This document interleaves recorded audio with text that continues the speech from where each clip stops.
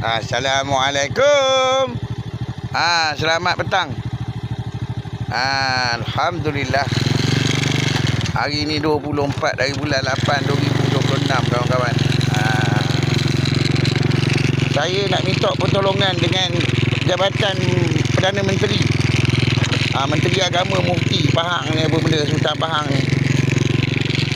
Macam manakah wahyu yang diturunkan oleh Pok Wahyu ni untuk menjual lembu putih saya tu. Teroleh dalam kandang dekat ujung tu. Kandang ujung tu, kandang depan tu. Yang macam manakah, adakah wahyu diturunkan kepada si Yusri ni? Kandang tu dibina dekat situ dan lembu saya tu dijual dekat situ. Siapakah antara pemuka-pemuka wahyu yang menyampaikan wahyu untuk jual lembu saya tu?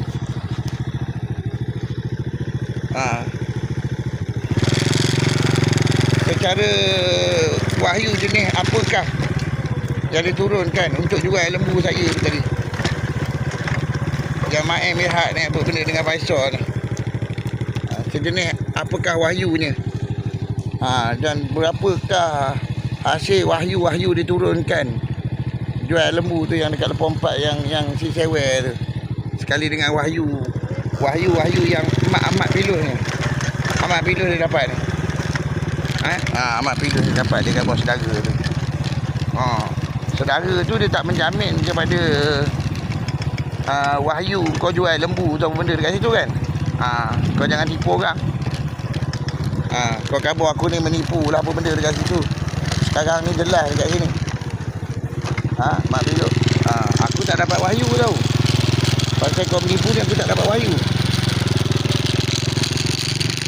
Yang si ni aku tak dapat wahyu tau. Ini bukan sejenis wahyu. Ini sejenis rumusan. Yang mana budak tu dia khabar gila atau apa benda tu. Dia buat promosi gila kepada aku tu. Aku nak tanya dia sikit. Adakah kau dapat wahyu dalam bidang tu? Yang gilakan aku ni, si budak ibak ni. Adakah kau dapat wahyu daripada situ?